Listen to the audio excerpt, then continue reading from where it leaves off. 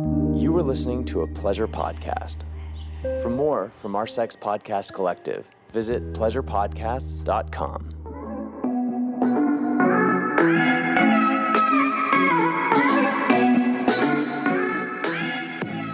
Hello and welcome back to the Horny Housewife Podcast. I'm your host, Jordan. Happy Monday. I'm here to make Mondays just a little bit better. Listen to this shit. Not to start off with a nauseous bang, but my husband called me and he said, Jordan, and when he says Jordan, we know it's serious. He goes, I was at a red light. I looked over and what do I see? I see a grown-ass man. A grown-ass man. Digging like he's about to pick himself a fucking winner. And what did he do with it?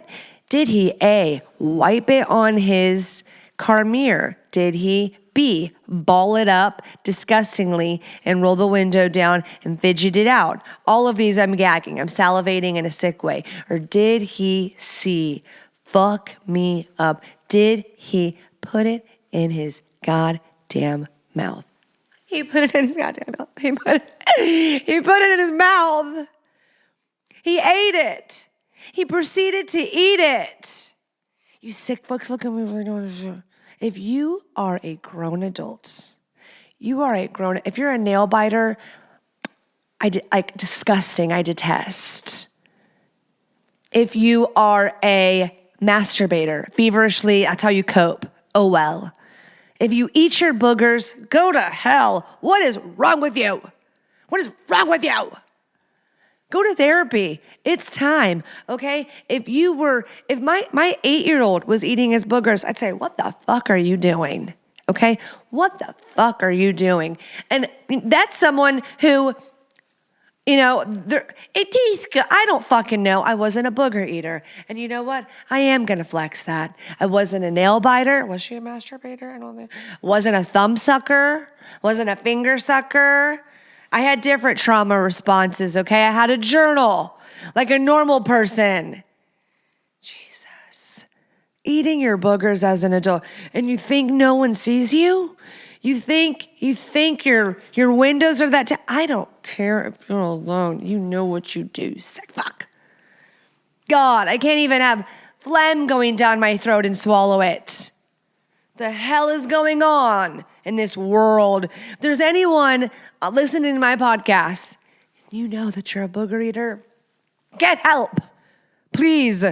And you wonder why your marriage is failing. Who wants to stick their tongue in your booger-eating mouth? It's like people becoming nose blind, okay? I'm depressed. I know what it feels like. Not currently. She came out the other side. The pendulum has swung. If you don't shower for 4 days, you're like, oh, I freshened up. Everybody knows. You smell bad, okay? You smell like you sweated a little bit. Your hair is giving, I haven't touched it in 4 days. You have an odor to yourself that's giving, I need a shower. We know. We know, and you know that we know. But eating the boogers, it just takes it too far. Okay. That's a lose-lose, in my opinion. No one's winning. Get a fucking tissue. Speaking of winning and losing, she tried for a transition and she got one. I was thinking about it. I was thinking about how when I often say, it's you two against the issue, get you and you, instead of fighting against each other and letting whatever this is, let's do the triangle, okay? So it's like you're on one side of the bottom of the triangle, your spouse is on the other side of the triangle, and you're going against this tip, which is the issue. We can look at that. You don't want it to be something that's wedging in between your relationship. Make sense? We've done this before. We don't have to go back. Another mindset to adapt, similar to this, is if they win, I win. Not if they win, I lose. Wifey wins, husband wins. Husband wins, wifey wins. Not the happy, just happy wife, happy life, happy spouse, happy house. The men really love when I do that one. Because sometimes insecurities can get the best of us. I feel like I should have a whole segment, not today's episode, because I want to hear from my audience if this is something that would resonate with my demographic, but what it's like being married to an entrepreneur. And I'm entrepreneurial myself, hence this podcast. And I really am. One day, I swear to God, on the Bible. I've wanted this my whole life. I will write a book. I just am not ready yet because I need more of the story to happen. We need an ending for the book. But I'm going to write a book because I have so many stories to tell you. And then this chapter, this season of building that my family has been in for the last 6 years. But what comes with that, like being married? The listener question last week of the woman who, they built 6 or 7 successful businesses, and then, betrayal came, and it felt like everything they had created just was like tarnished, jaded because of this betrayal. And I think, when you're with, and this applies to anyone in their career, right? Whether you could be corporate daddy or mommy, and there's ladders you got to climb, games you got to play, shoulders you got to rub. So necessarily doesn't just fall with entrepreneurs only, but if you are with someone who is really prioritizing their career, right? Dreams, aspirations, going after more something, whatever it may be, financial freedom, a certain job title, whatever it may be, the toll it can take on your marriage. And if you have your own shit, which a lot of us do, you see that crop up. Like, I can't tell you how much growth, pat myself on the back, that I've had since meeting my husband to now of feeling super insecure about what I wasn't in control of. And I've had to trust my husband because he's proven himself to make decisions that protect our marriage. And he's done that so there's no reason why I should sit here and torture myself and feel like I need to just, I've lately been hearing about you don't want this negative mindset and everything to end up being a self-fulfilling prophecy. And then whatever happens contributes to that narrative, this toxic narrative that you keep going. And I know we could go on and branch off, but back to the they win, I win. When you see them succeed and you can be that support, that person, instead of the negative naysayer, which especially for us women, right? What do we do when our husbands tell us something really idealistic, something like, oh, I got this opportunity, or I was thinking about this, and this. What do a lot of us women who are like me, maybe a little bit control freaky, maybe it comes out in ways that don't look control freaky, but at the core of it, at the root of it, it's control freaky. What do? We go, we're devil's advocate a lot of the times, and we feel like that's the rational thing to do. Maybe husbands are like, oh, we both do this actually, or I just do this. We play devil's advocate, we bring up, or maybe it's not, maybe we actually think it's a really horrible idea, or we bring up all these points. You're not thinking about this, but wait, what about this? Is this gonna mean this? What does that do initially when someone comes to us with something they wanna do or something exciting to them and we pick it apart? We make them feel like shit. We make them feel, and I'm so guilty of doing this. And that's when you got to be intentional and catch yourself and go, what am I going to do first? I'm going to call it kids gloves, whatever. What would you do if your child, and then you're like, so we're treating them like a child? No, we're remembering that we're all people with feelings. And sometimes I don't want to come from a place of insecurity, but what do you find often when people have emotional affairs? I know I went there. It's a person they feel like they can talk to. They're not right. They're not excused because they didn't have someone they feel like they could talk to at home. No justification for bad behavior, being deceptive, betraying, doing something wrong, but you don't want to be that person. You don't want to show up that way. If you need to go over some logistics, have a pros and cons list, the discussion can be can go into depth at other times, especially if you're going to make whatever he's saying actually happen. There's a time and a place for these conversations. But initially, you want to be there winning with your spouse. You want to show loyalty in a way. You want to show up for them in a way that's like, I ride for you. Wow, that's really interesting. Oh, I see even if like you're by it, reflective listen. Go, I see you're so pumped about this. I love seeing you pumped about something. Try to initially validate and like be what you would want in return. Then we can get to logistics if it's running in the back of your head as to why this won't work, or what about this, or what about that, or is this going to take you away from me? Are you going to travel? What about the kids? I need help. It can feel like that immediately because you're so used to being in this dynamic where what's under your roof, like this is your world. This is your world. And so we can get swept up in this, what do I not have? What do I want? And you would be knocked upside your head and viewing it so differently if someone grabbed your ass and pulled you out to see it from like a 0.5x view. Catch my drift? So this week, when you go about being with your spouse and you're interacting, keep the mindset, this is your homework, we win together. We win together. I'm going to show up as a cheerleader. I'm going to show up as a hype girl, as a hype man. And let's see, what's the ripple effect of intentionally being emotionally supportive? Maybe this resonates with you. Maybe it doesn't, but bet your bottom dollar that you're going to see some good ripples. Some good ripples.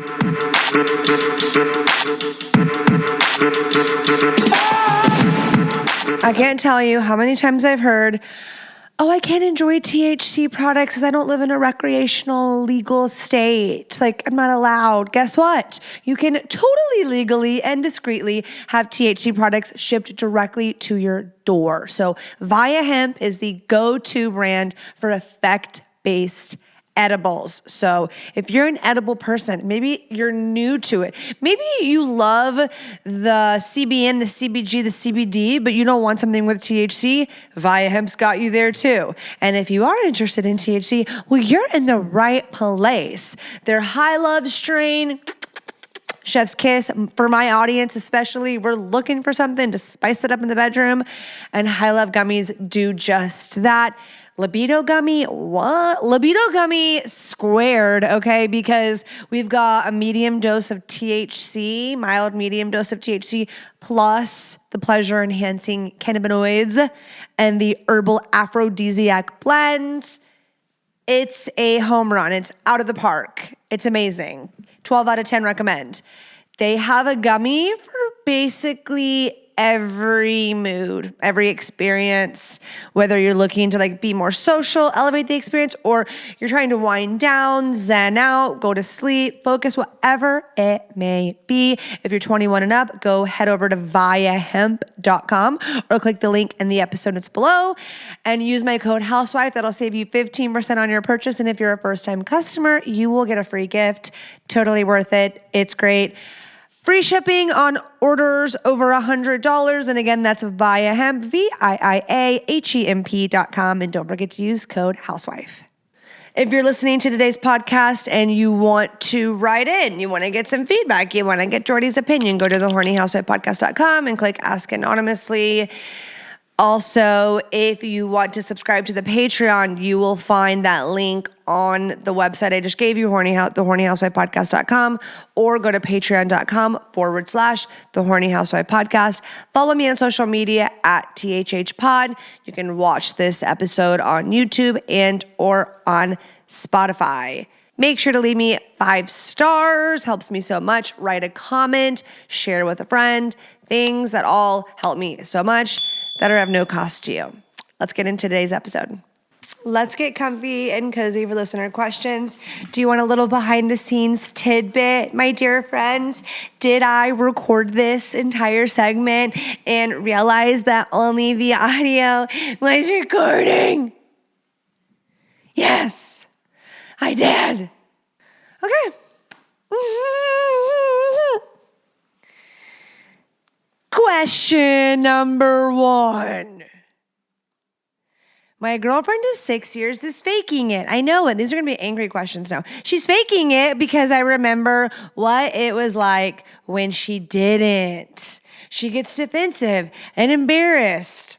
I get it when I bring it up. How can I bring her to address this issue? You're going to be addressing it. Wouldn't she want to be getting off? Yeah, she does.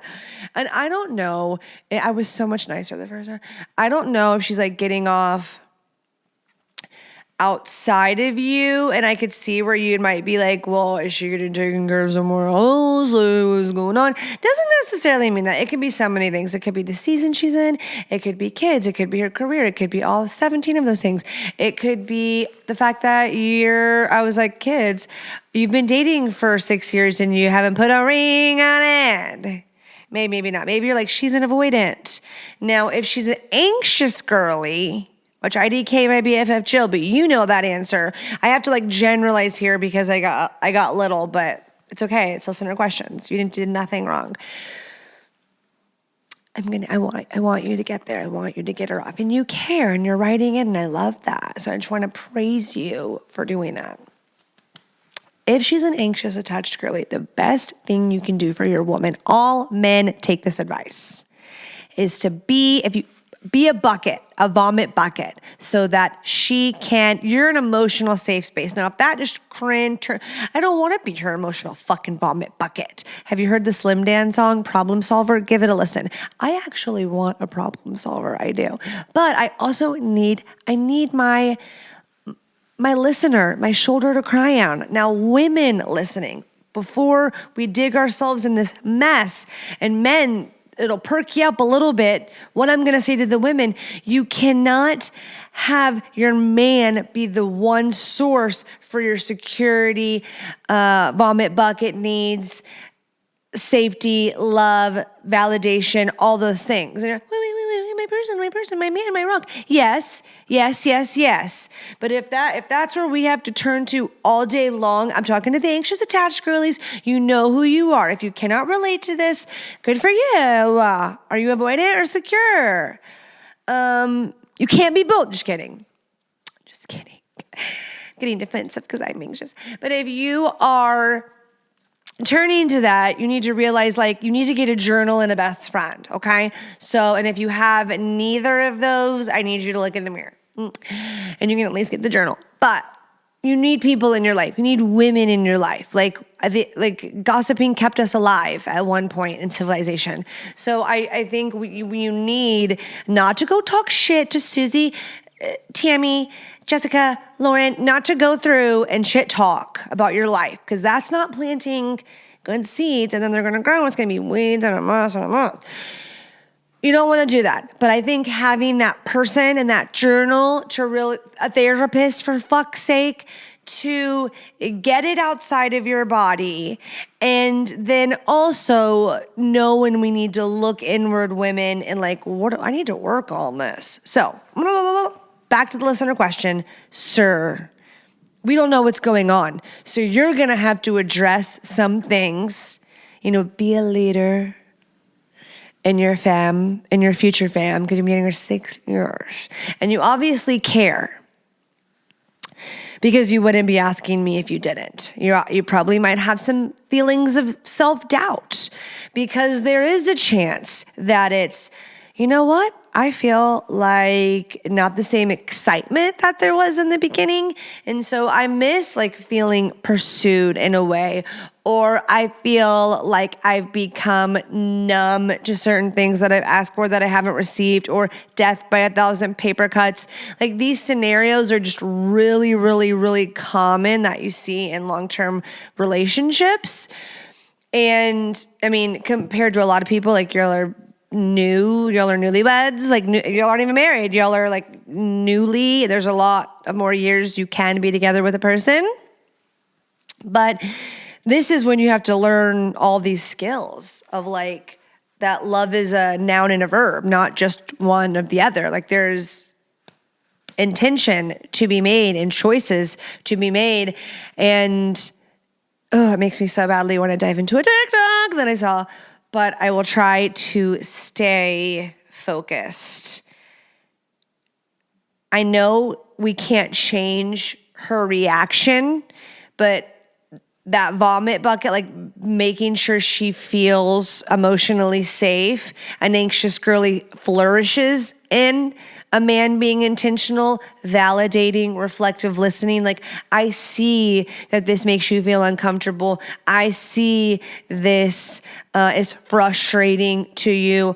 We're different. I'm not a woman. I don't have the kind of body you do, but I want to learn. I would like to try to understand as much as I possibly can because I care, because I want us to have a good sex life, because I want to bring you pleasure.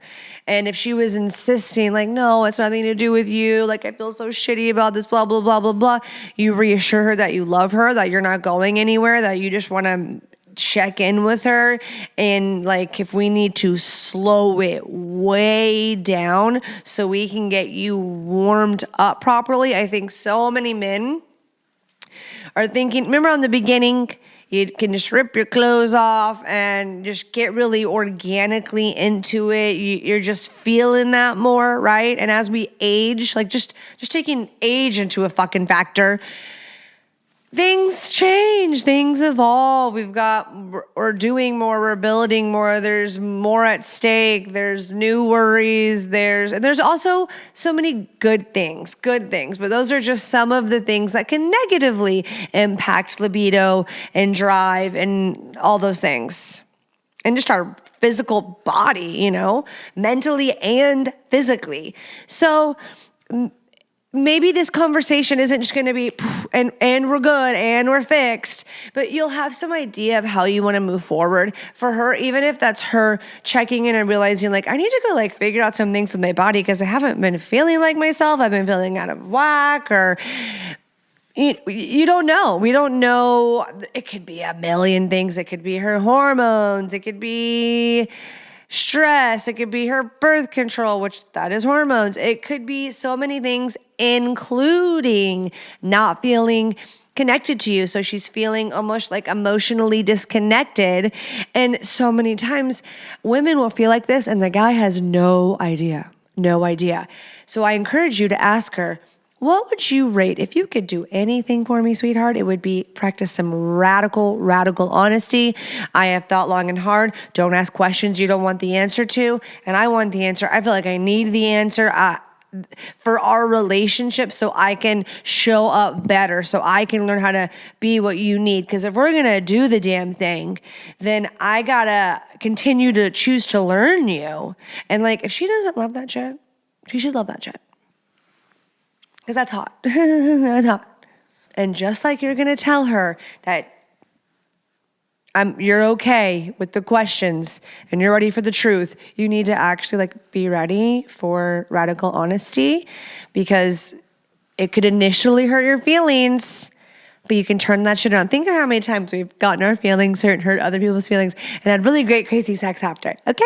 So you got to fix it, right? And for so many women, like women listening, easier said than done, right? To like go talk to them about faking it or not being able to climax, because it's almost like once that happens, men, just to get a little insight of what's going on in our brains for certain types, generally speaking again, there will be this shame layer that perpetuates what's negatively happening. Like now we have this so much we're putting pressure on ourselves to perform because we now feel like, I guarantee you said you brought this up, she gets defensive and embarrassed. And unfortunately, I'm sure it like was counterproductive.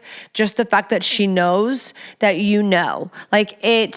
we don't want to let our men down. We want to be sexy. We want them to feel like they're doing a good job. And sometimes like we don't know why we're not getting off. There have been times where it's like, I feel like I'm just in a funk or my body's just not performing the way it wants to.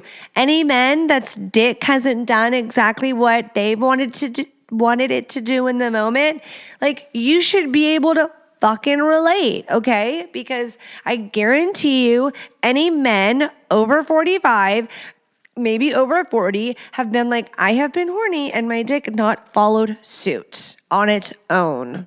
So The same thing can happen for women, and you'll just make it. But I get how the shame can go both ways. So I don't want to just say that men don't get shit for that, because there are some women who will lose their minds over a man taking a Viagra or anything to assist him when they think it's, oh my God, I must be this hideous beast and he just can barely look at me. And it's like, no, that's has nothing to do with it. He is there, and he's there consensually willing. So don't put that on you.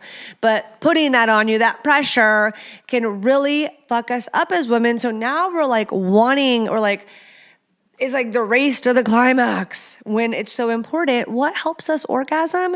Feeling connected to our partners, like emotionally, and then having proper time to warm up. So assess foreplay. How long is foreplay?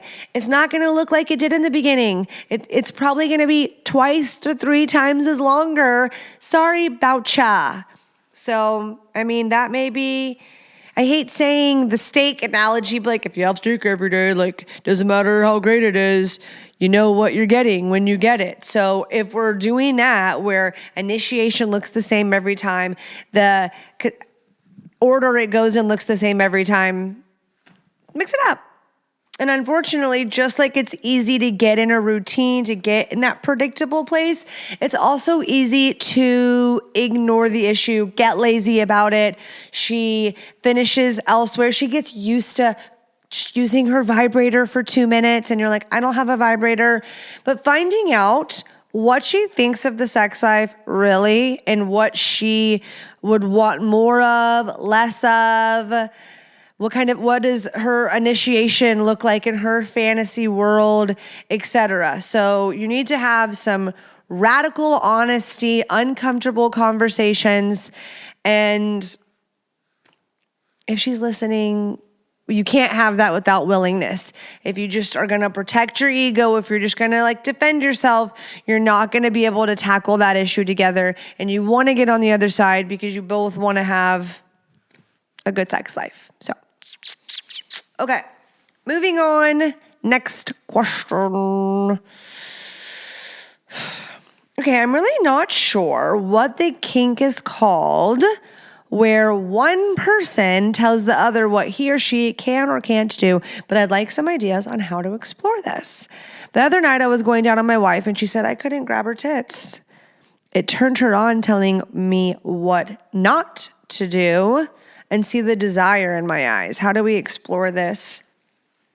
Any tips or scenarios to try? Okay, so if we want to know what it's called, which I think will be helpful in you accessing all the tips and scenarios, would be like a power play dynamic. You like your wife practicing dominance, assertiveness in the bedroom.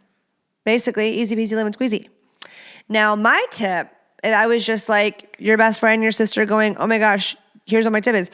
You gotta go on Reddit, because people like, join a community. You're like, I don't want to tie my name to some community. Like, no, I have a family. I'm not doing it. I know you can browse anonymously. You don't have to engage. You don't have to talk. You don't have to look at any picture anybody posts. That's what is great. It's going to be blurred out like NSFW. So if someone's posting something in some community that is definitely sexual, you're not just like obliged to like see everything on the screen. I'm not there to look at images. I'm there to read and knowledge, education, insight, experience. And there's definitely going to be a community there for women, for couples, for husbands who enjoy being submissive in the bedroom. Now take these words lightly. You're like, I don't want to be tied up. Oh God.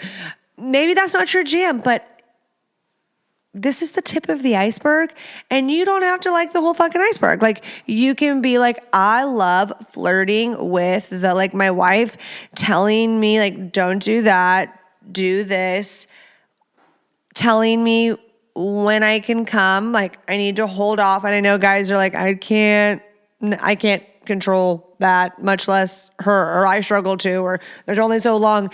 It still can be fun, even just playing around, like role play. It doesn't always go like, oh, we're going to be the boss and the student, or the boss and the employee. What if the boss and the student? The boss and the employee. And it's like, then maybe you start giggling or you look at each other and it feels a little awkward and you're like, this feels so silly and cheesy and like, I don't feel like I'm playing the role right. Just that little banter and giggling in the awkward moment, that in itself can be arousing. So going in with not these like high expectations of what this has to look like, some porn.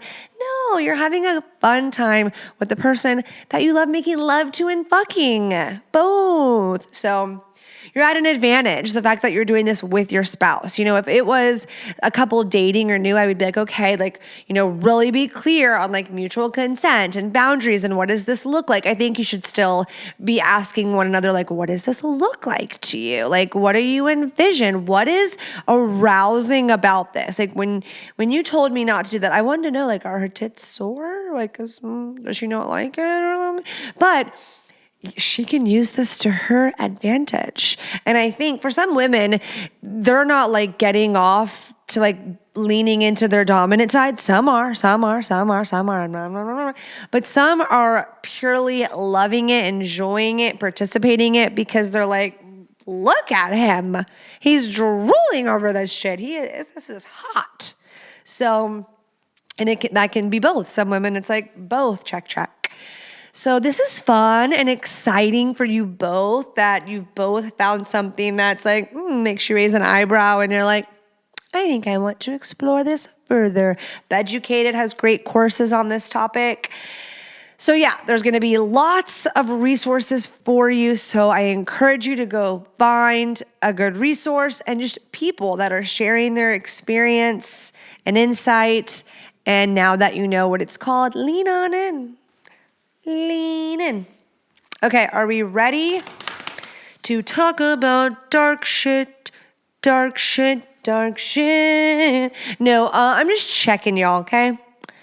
We're all checking ourselves. That's what this is for. And when I went to do my homework on today's topic, I was shocked. I'm like, okay, surely I'll find some like Cosmo article. Like something's gonna pop up where someone's like talking about this from a similar angle as I am. Because it's like we only have so much time. And I mean, there's so many factors in substances and sex. Substance use and your sex life. Ooh, you're like, ooh. Now, some of you may not be able to relate, but I think you might still find it interesting to find out like how many couples really are oohing at this. And I can even look back in my life as a teenager in my 20s, like during COVID, were we all kind of like thrown off during COVID? I definitely drank moderately. I was drinking pretty often during COVID. I'm like looking back, like I barely drink now. Like maybe like on our once a month right now is the quota date night. Like I truly don't, and I just don't have an appetite for it. Like, but we're gonna talk about all of it and all of it. So get cozy. Don't you dare turn it off. Don't you dare. Okay. Well, it's still mommy, and we're kikiing it. You're like, you're talking me out of it. If you want to write a listener question, if you want to write in, I know you do. Go to thehornyhousewifepodcast.com, click Ask Anonymously, follow me on social media at THHpod, watch on YouTube, watch on Spotify, and if there was two things that I could ask of you, tell your friends about the show and leave me 5 stars on Apple Podcast and write a review. Appreciate it. Okay. Here we go.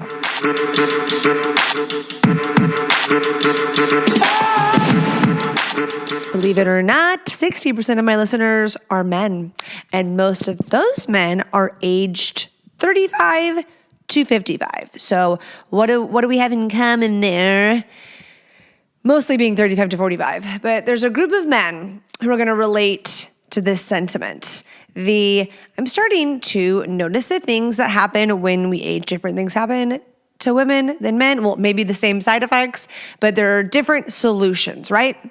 I know I'm not a man. You're like, why are you talking? Well, I got a husband, I got a father, I got a brother. And because most of my listeners are men, I hear from men all the time the things that are going on behind closed doors. That's why this podcast exists. And it's not talked about enough, you know? There are some men in a season of life who are like, I'm noticing the declining energy. I'm noticing I'm getting a little softer around the middle, and it wasn't as hard as it is now to keep that off. I'm noticing my libido declining, and I'm not quite ready to commit to the synthetic TRT and the injectables and the needles every single day. You know, the thousands and thousands of dollars to, start supplementing and be dependent on that forever. And there's a time and a place, but I know there are men nodding their heads going, yeah, I want to know my other options. I'm not ready for that, but I am noticing those side effects. Like, where should I go? Where should I turn? Mars Men, everybody. Mars Men is going to give you the same benefits of optimized testosterone without shutting your body down. No synthetics, no needles, no dependency. It's like hitting the reset button on your hormone factory instead of shutting it down. Just real natural ingredients like, here we go, Tonga Ali, Shilajit, zinc, boron, and more that support healthy T levels, stamina, and recovery. This is giving you the benefits without the scary long-term stuff. Made in the USA and third-party tested. If you're watching, you can take a look-see here. It even comes with this cool little travel holder. We love when it's made in the USA. We love a money day back guarantee, giving you 90 days to really test it out. So what? Worst case scenario, you don't love it, you return it, you get your money back. There you go. But hey, 91% of users report they noticed increased energy levels and are feeling great. So go on the website, read the reviews, check it out for yourself. For a limited time, my listeners are getting 60% off and 3 free gifts when you use code HOUSEWIFE at mengotomars.com and use code HOUSEWIFE at checkout. After you purchase, they will ask you where you heard about us. Please support my show and tell them that Jordy Cakes, the horny housewife, sent you. Once again, that's mengotomars.com or just click the link in the episode notes to make it really easy. And don't forget to use code HOUSEWIFE to save you 60% off. 'Tis shopping season, so man, if you weren't getting the pop, the load size that you used to, you see your ejaculate dwindling and or your wife is like, your semen tastes like shit.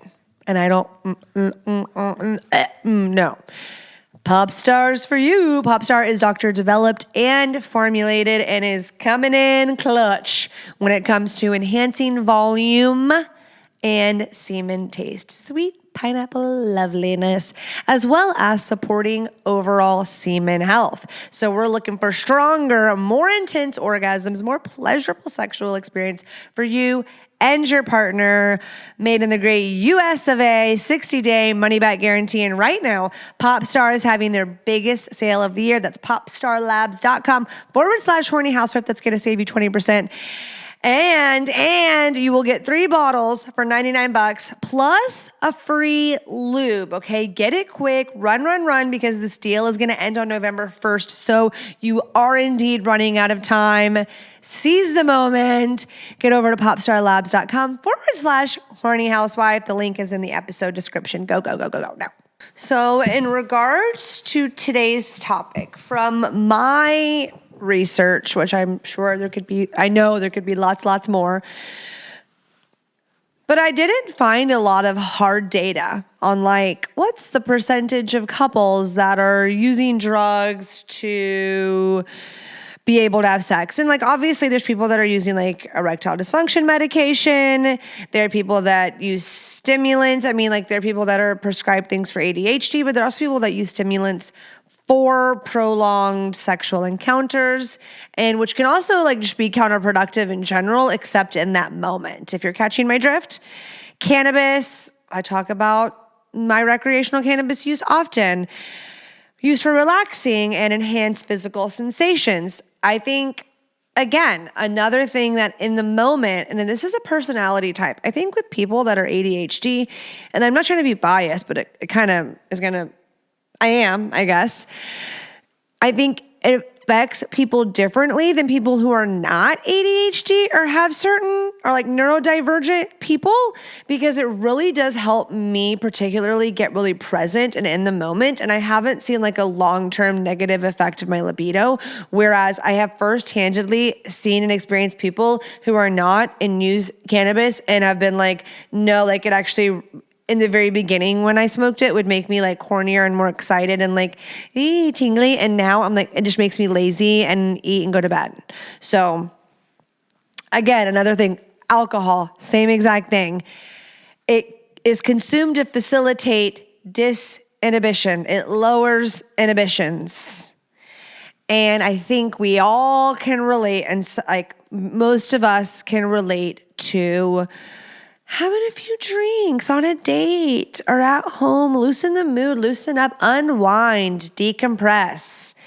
And I know my opinion can be controversial or biased based on my own experiences.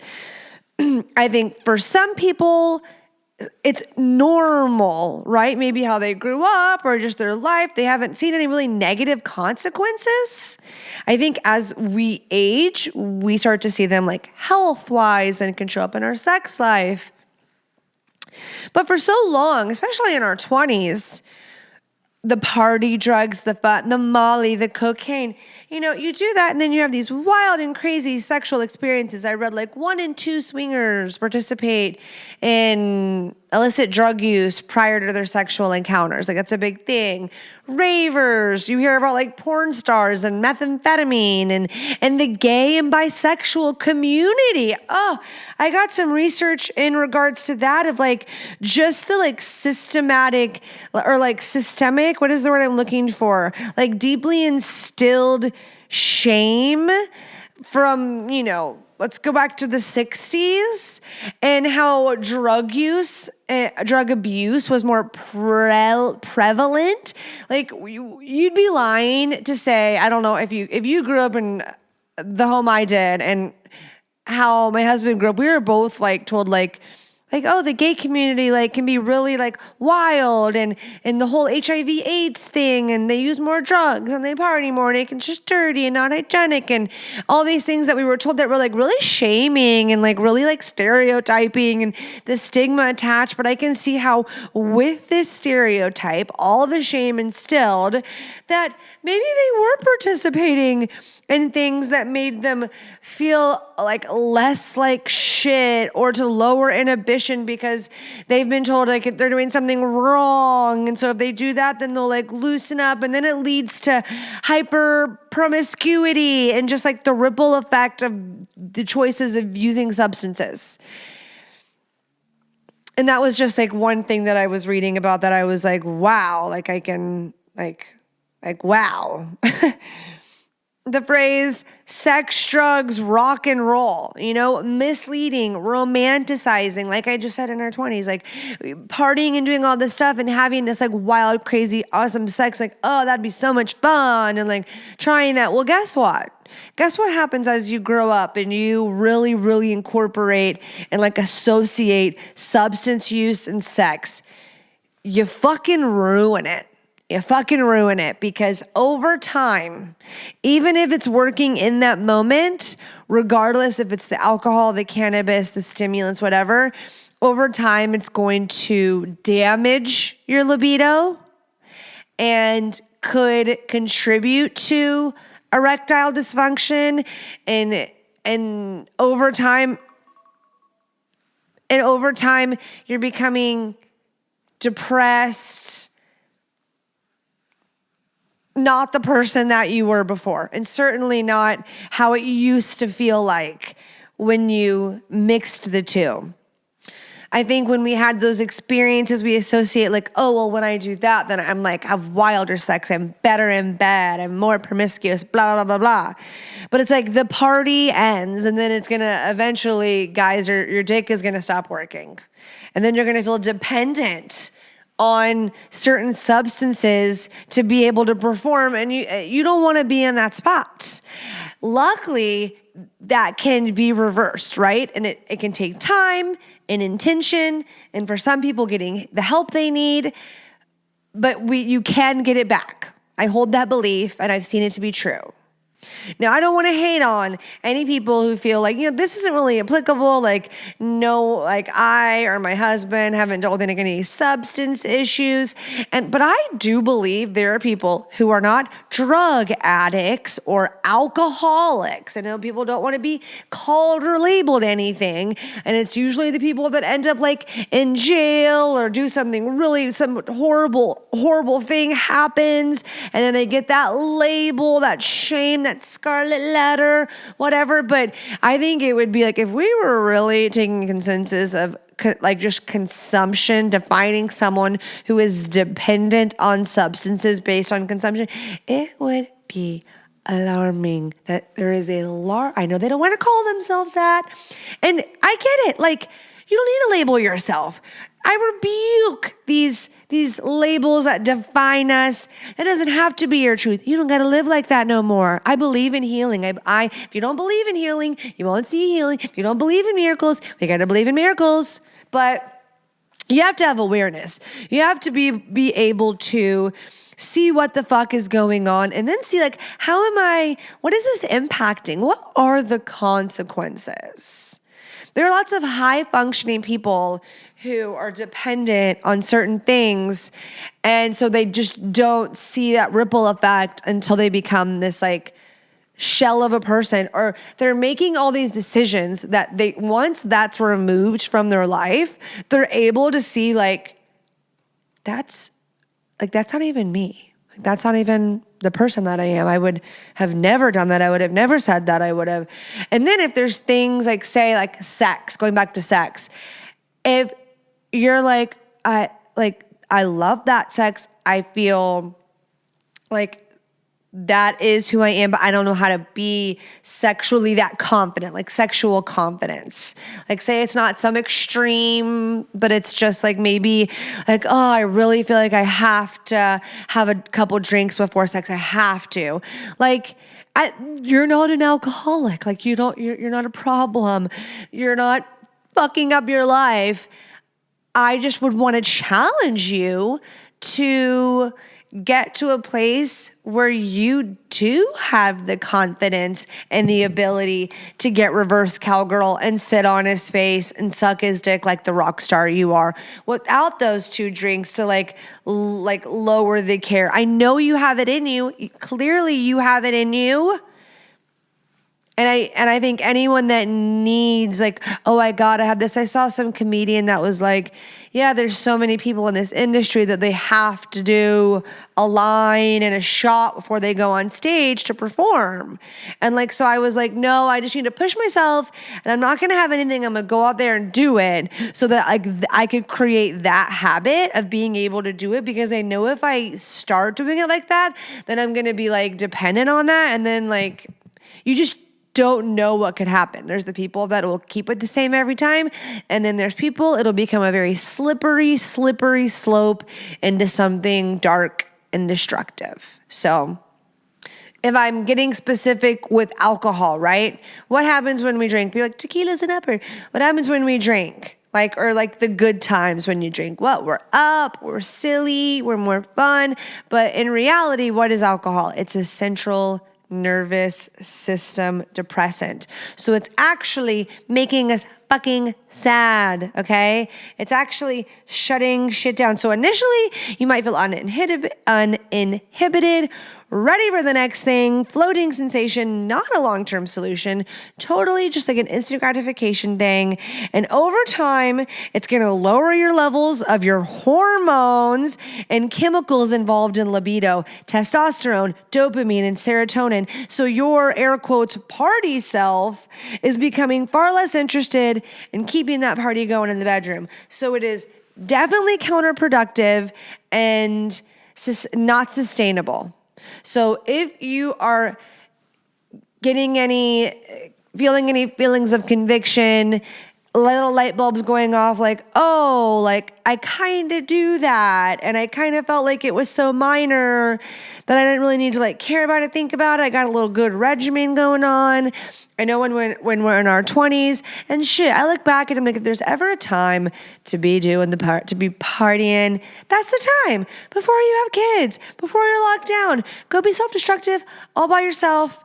If you're able to pay all your bills and go for it. Be careful because fentanyl's out there and it's really scary.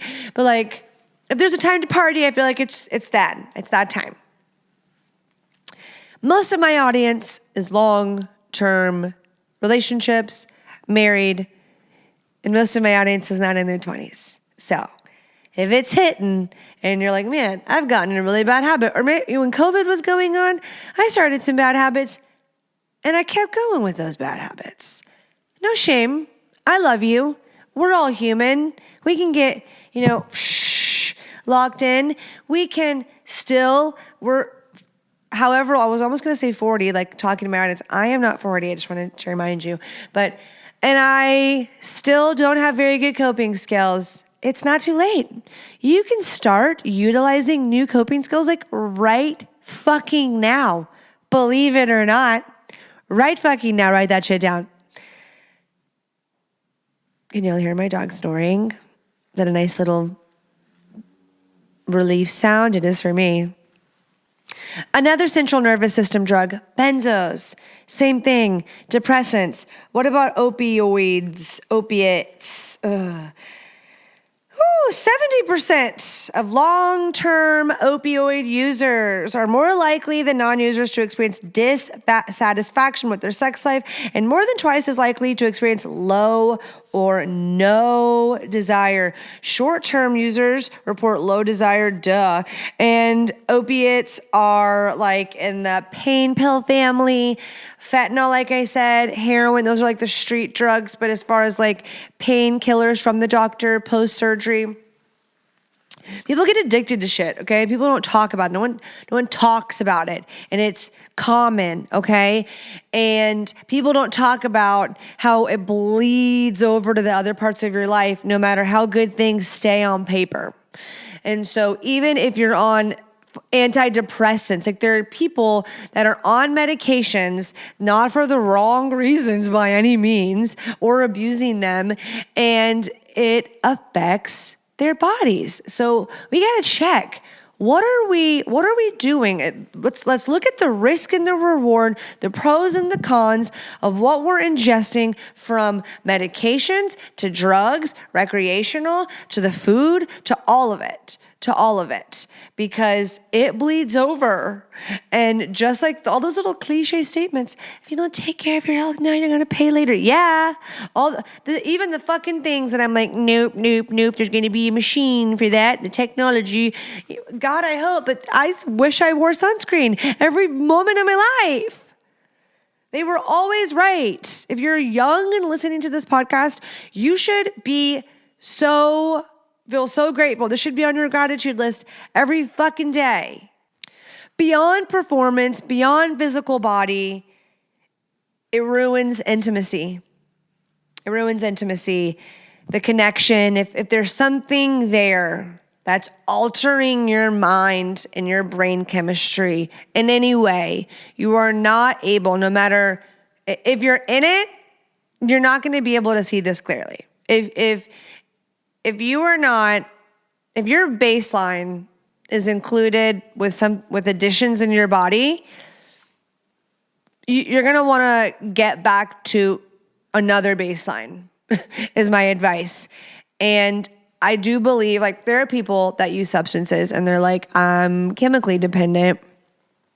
I don't feel anything. People like, and this is an extreme, this is darker, this is heavier.